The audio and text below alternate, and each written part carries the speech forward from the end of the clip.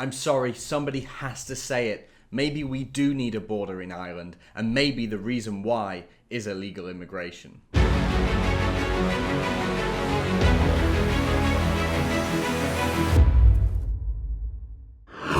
I'm sorry, I know it's a difficult one. I'm not saying necessarily we have to have a border in Ireland, but I am saying maybe we do need one. Maybe we need to talk about it. Maybe we need to talk about the possibility of actually having a border. I know a lot of people in Ireland don't want it, but I mean, let's face it, the place is already divided ideologically, and now it's divided because of Brexit. And there's no point with reversing on Brexit because it means overturning the democratic mandate of that decision. It would overturn everything. But there's really are reasons why we should look at the possibility of having some kind of border. Maybe it's a wall, maybe it's people standing at the border, maybe it's some kind of controls. But there's a video I saw today, an investigation from the BBC, who've amazingly done some really good work here, and they found that cross-channel migrants are gaining access to the UK via the Republic of Ireland. The BBC reported on a story of smugglers taking an illegal immigrant from northern France.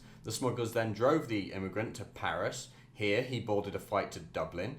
He then used a real Greek passport that he obtained illegally from somebody who looked like him. He handed this back to the smugglers once he reached Dublin, and from there he went by bus to Belfast in Northern Ireland, crossing the Irish border.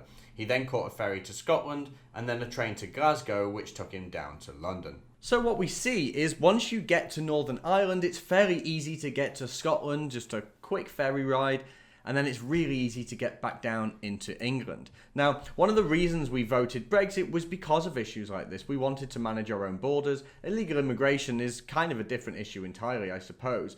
People are getting into the UK illegally through the tunnel from Calais to Dover. But obviously people are concerned about immigration, and if we leave the European Union and we don't maintain or create some kind of sensible border solution in Ireland, then people are going to still be flooding in, and people are going to be wondering, well, what was the point in voting? What was the point?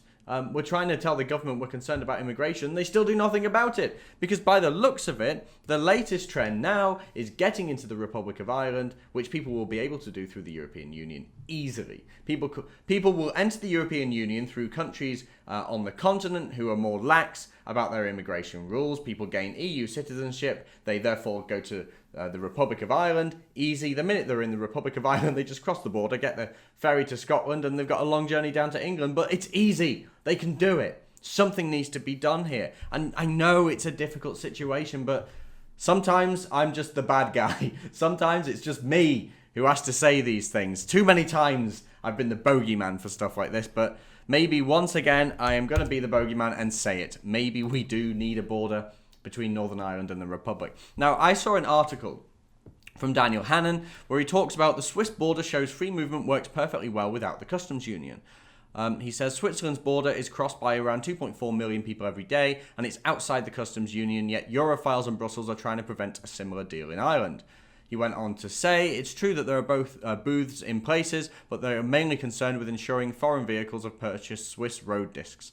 The customs posts date from a time when exporters couldn't file their declarations online. The Swiss border is crossed by 2.4 million people, a colossal figure for a country with a population of just 8.4 million. Yada, yada, yada. And he goes on to talk about how Switzerland is outside the EU's customs union, but and nobody wants to join it. But there don't appear to be much in the way of border checks. I remember when I drove from London to Switzerland, and we were crossing through whichever country it was we went through before Switzerland. Was it France? Sorry, my geography's bad. I think it was France. And we were crossing through to Switzerland. And I got my passport out as I'm driving, went over a few speed bumps, expected to go through a booth and hand it over. Nothing. You just went straight through. Now, maybe this border system works on a financial level, and it does. Maybe this would work with whatever deal we end up striking with the European Union. So Daniel Hannan, as always, is bang on the money. He's right on the money side of things. But what I'm concerned about is with no real checks at the border, without a physical border, or without at least some kind of checks with passports on routes where people will naturally go with their cars, without some kind of surveillance, people are going to cross the border every single day, and people will be pouring in to get back into Britain, pouring in as they have done for years. And as our economy grows and as we do great after Brexit, more people are going to want to come. More people are going to come to Ireland, and more people are going to cross that invisible border and enter the UK. I'm sorry. What can I say? Maybe we need a border in Northern Ireland. If you want to see more from me and the rest of the Rebel team, be sure to download our new app from the Apple App Store and the Google Play Store.